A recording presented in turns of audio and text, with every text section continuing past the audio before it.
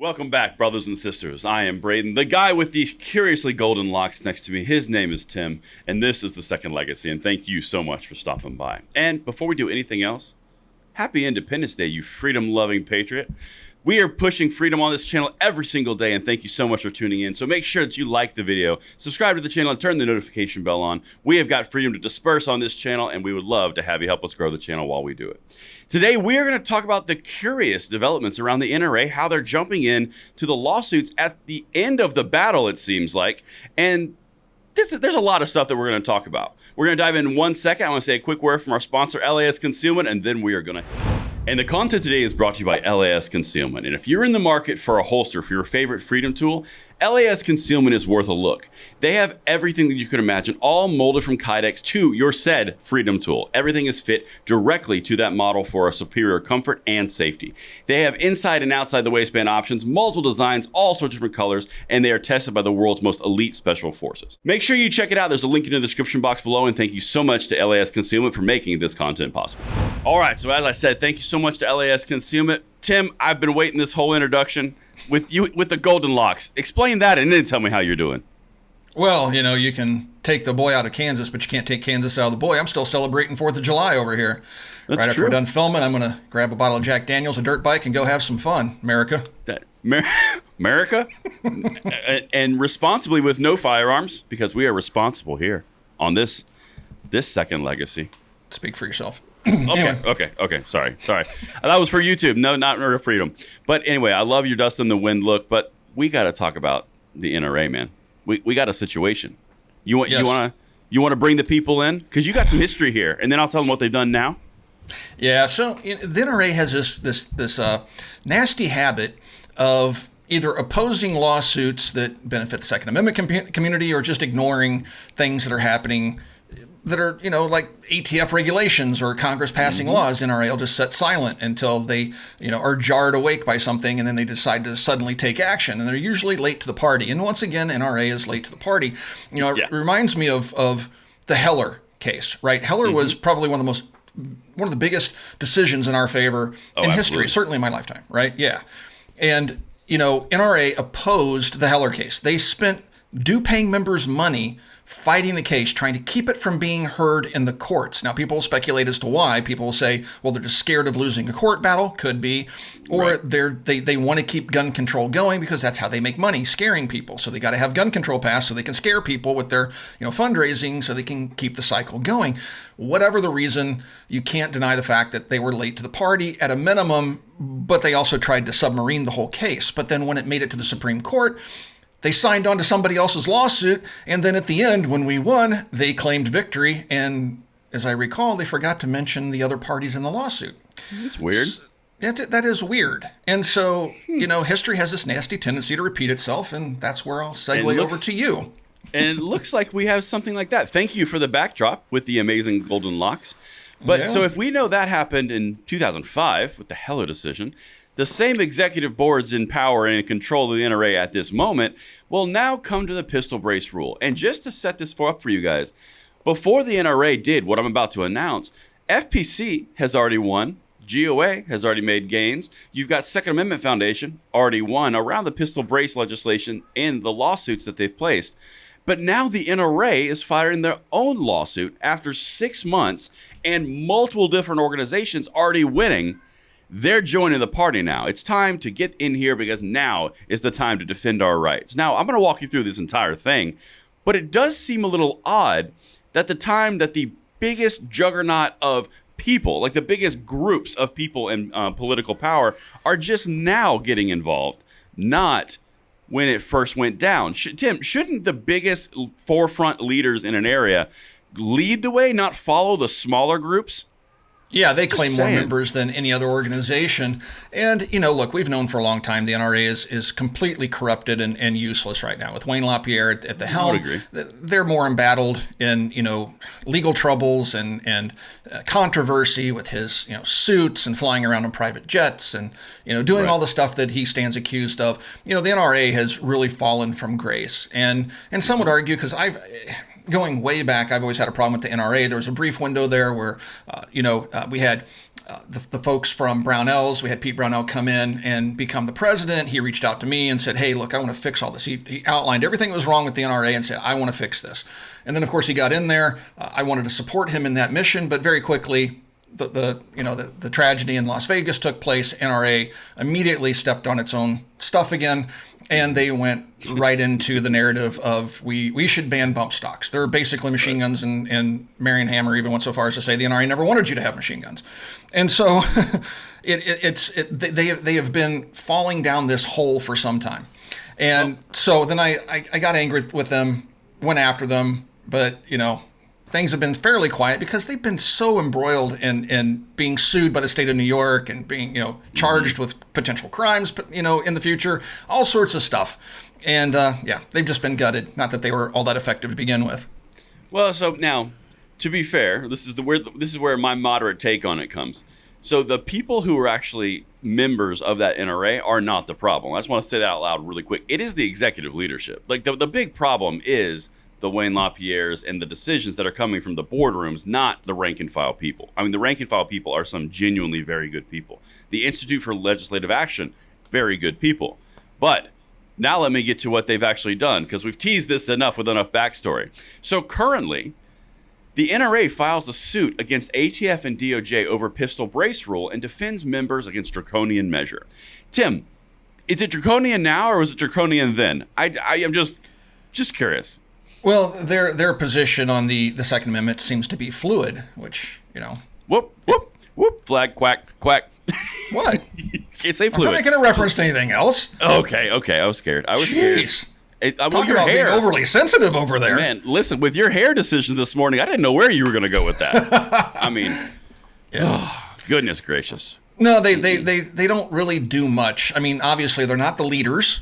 Going to your earlier point, you'd think with an organization that claims to have so many more members than everybody else in the game, that they would be the ones leading the charge on things like this. But here they are following from, leading from behind once again. Yeah. Yep. That's exactly right. And so, I mean, they go ahead. I'll let you tell the story. Hey, no. See, the soapbox has been cracked open. All right. Well, Mr. Producer, could you throw number 3? We want to hear from that executive leadership. Let me show you what they're saying. The NRA has ramped up its offense on this arbitrary and unconstitutional rule, says NRA Executive Vice President and CEO Wayne LaPierre. We are confident in our ability to confront the ATF and DOJ and preserve freedom for NRA members. So this is what's so fascinating about me. There's a lot in this quote. But the big thing here, they're amping up their offense. Why was your offense never amped? Why was it never up? Well, here's what they did. They did nothing. I mean, how long has this brace thing been going on? January is when they announced it. Aside from a few memes posted to Twitter, they've done a whole lot of nothing. And then when it finally goes through the courts, some of the circuit courts and GOA, SAF, FPC all get injunctions for their members, meaning they don't have to comply as it stands currently with the ATF's rule change. The NRA is like, oh my gosh, because I'm sure they got a lot of pressure from their members, like, where are you? Where are you? And so they raced out there and went to a court and said, hey, how about our members? Can we get our members protected too? And the court's like, no, you came to the game way too late. Way too late. Their intentions were crystal clear. They were asleep at the wheel once again, and when they woke up to what was going on, they realized there's a good chance this could win. They got to be part of it, because if they're not, and we get the favorable decision it looks like we're probably going to get, that's going to be really hard on them monetarily. No, that's exactly right. Well, monetarily, prestige, there's so many reasons, and I touched on this in my video. Great tie-in, by the way. Top props, you long-haired beauty. I mean, it's so good. So that's one of the biggest things about these organizations. You see the same thing with politicians. You see the same thing with gun control groups. They want to win all the time because they have so many opponents that go after them that if they take an L, the news is now, well, the NRA lost. Haha, see, Americans are against guns after all.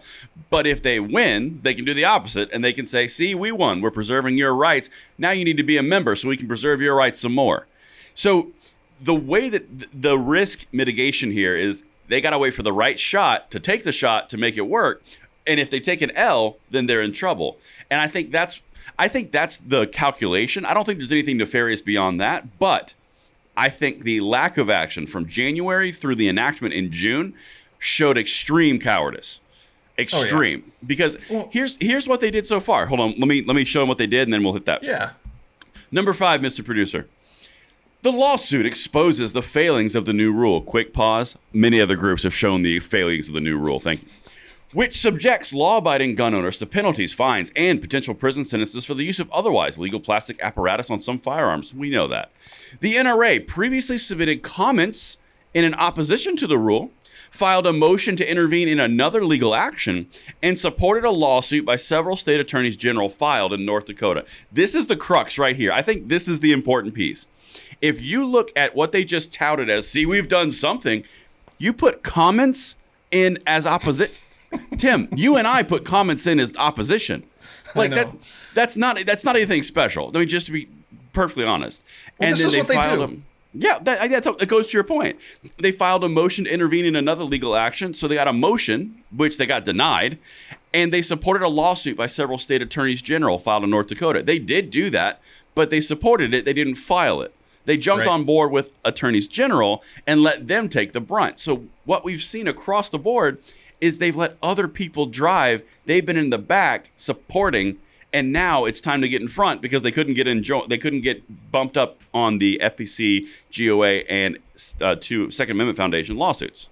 Yeah, and here's another thing, and this is probably another angle. I mean, this is a financial move on their part as well. I mean, it's cowardice, it's inaction, it's any number of things, but they also, I'm sure, looking at this from a financial standpoint, right? It is expensive to bring these lawsuits. You have to hire attorneys, you have to do all sorts of stuff. It gets very, very expensive. Now, you have an organization with the NRA that claims to be much bigger than all the other gun rights groups out there. And we also know from their tax filings that they rake in over $350 million a year. And so they have a lot of money to spend, but for some reason, outside of Wayne's suits, they don't seem too willing to spend it because with presumably smaller organizations, they're going out there retaining the services of legal staff. They're going out there filing the lawsuits and they're carrying the water for this. And NRA just wants to slip in, not assume any of that burden, financial burden. They want to slide in, file an amicus brief, and then like kind of slip into the lawsuit like, hey, judge, can we get our people protected too? Come on, we're over here. And it just, at least the judge saw it for what it was.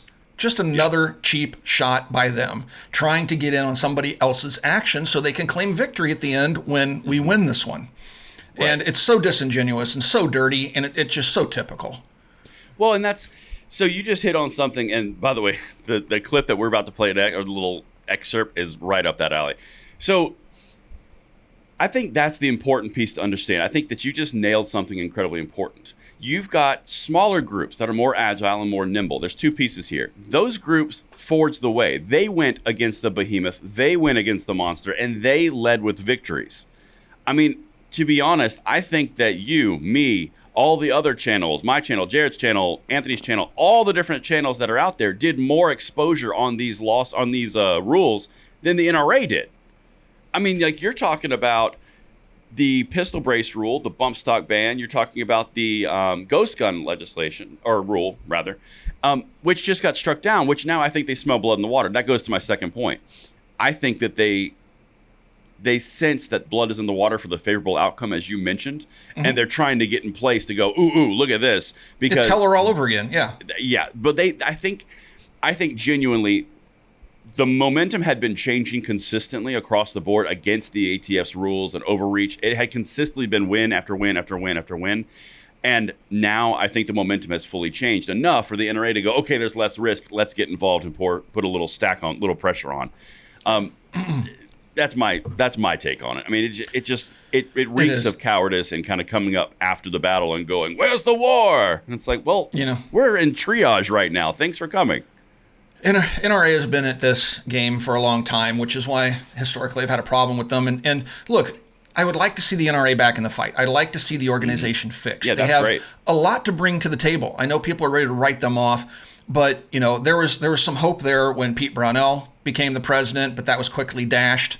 And then we had Oliver North. I almost forgot his name. Colonel North stepped in, took over after Pete Brownell, and then once again they forced him out because he too was trying to bring to light all the shadiness going on at the organization.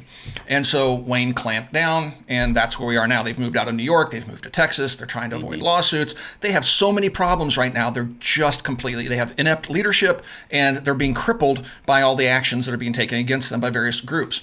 And so it would be good to see if we could get Wayne out, get new board members in, and try to get that organization on track. I don't know that it's ever been on track, because if you go all the way back to the Gun Control Act of 1934, the NFA, they actually wrote that. The Gun Control Act 1968, they were active in writing that.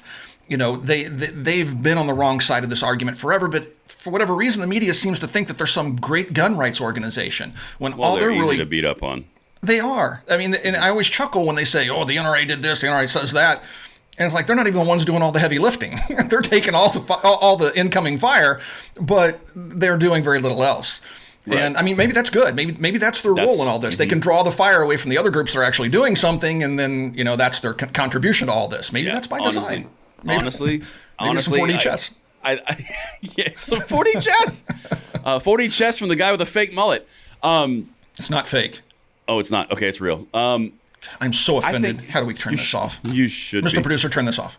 You should be. Well, I think that's an interesting point, because one of the things that I've said consistently from the beginning of my channel when I dove into this stuff is, don't throw babies out with bathwater, right? Just because you've got some very rotten stuff in there, that doesn't mean everything in there and the value in the future is gone. And I think there's extreme value to what you just said. The massive ship in the harbor that's taking all the fire from the media, from the politicians, and all of that, they are taking a whole lot of incoming fire, like you said, but the smaller groups are being more agile and more nimble while it's happening, and they're being able to excel in that environment. So there is benefit to that. But let me show you this clip. Number 6, Mr. Producer. This says a lot right here. The NRA is pursuing every possible avenue in defense of its law-abiding members and their constitutional freedoms, says William A. Brewer III, counsel to the NRA. This part right here. Our members should be free of the threat of enforcement of this presumptively unlawful rule. We are confident that we will prevail in obtaining the same relief for them that has already been granted for members of other gun rights groups. That sentence is so telling. Yep. They just admitted to what they were doing. Exactly. And so it's like, on one end, I'm kind of split. I'll be honest. Emotionally, I'm split on this.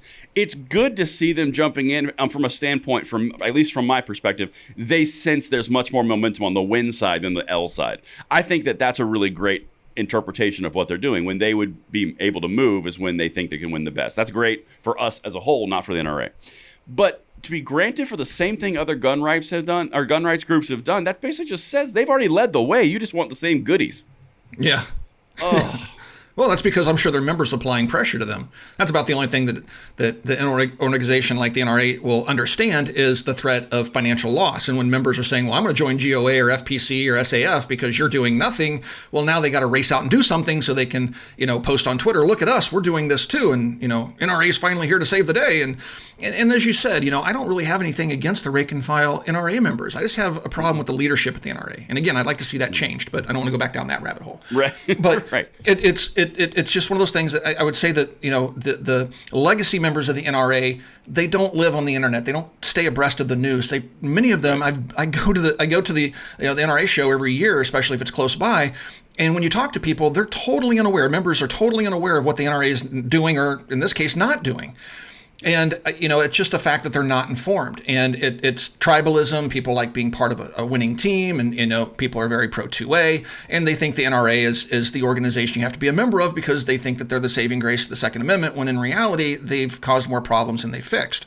And so it's sad. But I would love to see it all turned around, maybe someday.